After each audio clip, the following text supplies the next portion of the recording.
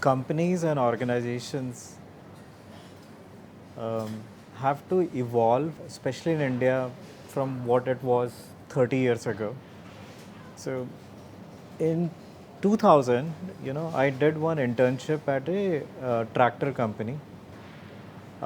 They essentially got all the designs from a Swiss company and basically used those designs to manufacture tractor. It is a well-known company. I just don't want to, say the name here. Now, at that point of time, there were only two tractor companies. So there was no special need for innovation in either the process or the design or technology. Now, when you look at the emerging companies who are going and listing, they primarily have an edge on technology, either on the process, product, or design. I mean, that's why they are where they are. So the question is, you could always import, whatever the designs were successful in some other countries and try to make it work. But now, since that is not extremely hard and a lot of people have money to basically do that, you need to kind of like think different.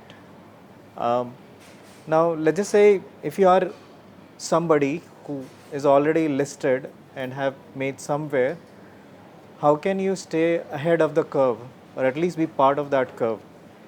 So there are a lot of thought process. Earlier, companies used to have one R&D division, and they used to assign roughly, let's just say, anywhere from 1 to 5% of the budget to that, and that worked fine for some period. Um, but now, if you look at some of the companies who are staying ahead or at least competing at the next level also, they are doing things quite differently. So let's take an example of Google. Okay, they primarily built search engine. After that, they said, you know what, we want to be in other spaces also. So they bought YouTube, they bought Gmail, a lot of other services. That was one mode for them to get ahead. But again, they don't want to be left behind on what is happening. So they said, hey, we'll create another company altogether. We'll give them the budget to whatever they think they should pursue. And that is a big shift in the mindset, where they said, you know what, you go and build a automated driving vehicle, software company, not in hardware, not in phone, but they at least tried that. And they have something else also, like on space and things like that. But they gave that liberty to that unit so that they can always be ahead of competition or at least try out new things what's happening in the market. So that's one of the ways. Then they said, you know what, we will not be able to try thousand other things that are happening in the market. So what should we do? So they opened a venture arm also called Google Ventures. So they go and basically invest in companies and try to learn and figure out what's happening and bring something over there. So now that's what is happening in US at a lot of large companies who can't just have the regular managers make decisions because they have to meet those numbers, and they are in that game. So you need to have a separate unit focused on innovation, and innovation doesn't mean just R&D or PhD, like bringing the product to the market, and it's okay to fail over there, and then have at least an exposure through venture arm or anything else to learn and maybe take part in those journeys. Unless some of the Indian companies, especially who want to be ahead of the curve, um, take part in either of these or something different than what they were doing, they could lag behind, or at least they will not become global players down the road. So that's how I think corporations can stay ahead and be 100-year-old company rather than anywhere from 10 to 40-year-old companies. So if you listen to all of us, essentially what are we saying? We are saying pace of change is quickened. Uh, there is demand sides of the ecosystem is getting mature. supply side of the ecosystem is getting mature, more things are possible to create, more things, associations are possible to be made, different types of consumption patterns are emerging. Other thing that has happened is access to capital has never been more easier, right? Capital, which used to be a big barrier for any businesses, is suddenly not as big a deal. You can go and practically raise money elsewhere. So depending on which sector, which size of the company is, what is your competition set, you probably are not so sure about. Because anybody else can come into the game, which is your Google example or million other example. Your traditional competition are not going to be the same competition maybe 2 years down the line or 10 years down the line, right?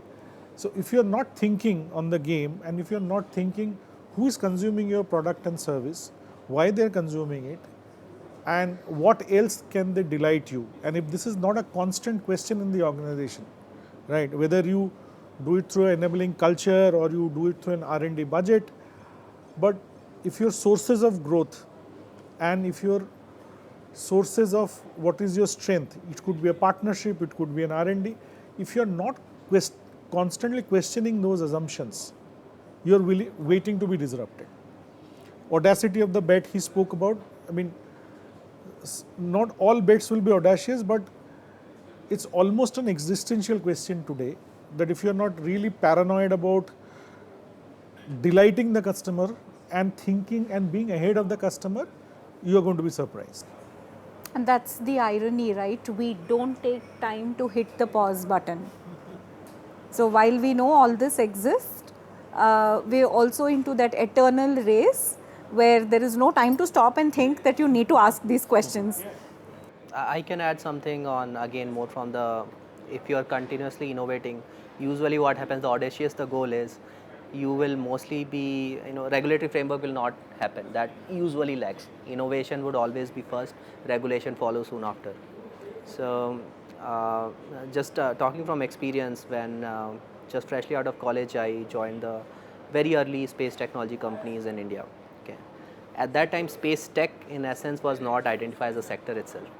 So there was drone, there's aviation, there's no space tech as such. And when you're talking about obviously launching rockets, having satellites and all that, there's a lot of additional risk, and government needs to support that. It should be a conducive environment. That was at that time not present. So at that time it was very critical for these different players into this ecosystem who's trying to disrupt with different solutions to gain a critical mass and basically do push in for the regulatory reforms, which has taken place over the last 4-5 years. So I think that's another essential aspect which you can club in with timing as well. So a conducive regulatory environment is definitely a much when you're trying to push barriers and trying to invent a category or really disrupting a solution out there. So I'm listening to all of you. I think the thought that's coming to me is that there's an inside-out perspective and there's an outside-in perspective, right? We talked about culture and DNA as an inside-out. So these are my competencies. How can I use my competencies to address the market outside? And that is typically how I used to think for a very long period in my career. And then I started to interact more with people like you who are more agile and started to look at things from outside in. And I think most organizations that I have interacted and worked with typically have an inside-out perspective. This is what I'm good at. This is what I will do. Let me sit back, see what's happening out there, and I will then get into the game. The outside-in perspective is something that typically you would not have. We talked about the examples of R&D budget as percentage of revenue and all of those metrics that we talked about, and that is all inside out. Open innovation, inorganic opportunities. Those are opportunities that are outside in perspective. And even, looking at new emerging cultural shifts or new demographics. And those are things that typically established companies are not really good at, right? And what is happening is that you're carving out smaller, safe spaces which are looking outside in. And I'm sure that whole concept of innovator's dilemma, that you disrupt your own business, a lot of experimentation is going around that. The success rate in innovation is low. We talked about examples from Doodle and the X Ventures and all of that stuff, Alphabet. The success rate is low. But I think there is a need being felt that I need to do more of it. Typically, it was inside out, 100%. But now the balance is shifting towards both inside out and outside in. And success rates, I have not seen too many success stories out of Alphabet yet. But you never know. But inorganic space is going up. It's a good point of inside out or outside in. And one of the things that I have often seen people struggle with in corp, you start an innovation, quite often, what are the success factors? What metric do we measure to ensure that it is success or not? There is an overhang of an establishment, of a large successful organization trying to measure a new idea, and you measure all the wrong matrices, right? And be it in terms of growth rate, be it in terms of the cash burn, be it in terms of the P&L, or even from a people perspective, right? It's quite often that even it is culturally diverse, it is, and therefore it sort of consumes a little bit of resources compared to the rest of the organization.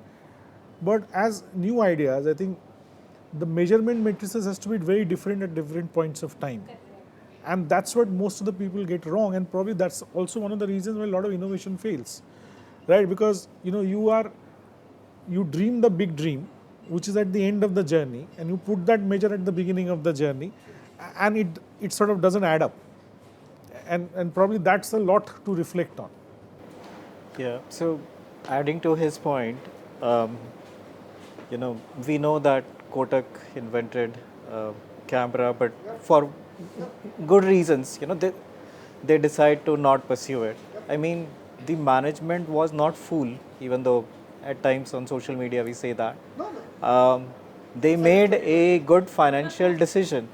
Similarly, if you look at some other examples, the margins that you are currently making won't be there in the new business. Now, I think the leadership has to look ahead and make a conscious decision whether this new business can grow and maybe disrupt my business. So, I mean, unless and until you first kind of like either know that either by doing the experiments in-house or observe what's happening outside, you will not be able to make that call. So again, there are different ways, just like what I said. Facebook took another approach. They said, you know what, we think Instagram could disrupt our business based on what we are seeing. So they were keen to acquire Instagram because they thought it could essentially disrupt it, and that's why they paid that much money. Now, very few people are willing to at least think that far ahead and make those calls. And unless and until we kind of like either see it firsthand or have that kind of a thought process, it will be difficult to survive in this global ecosystem.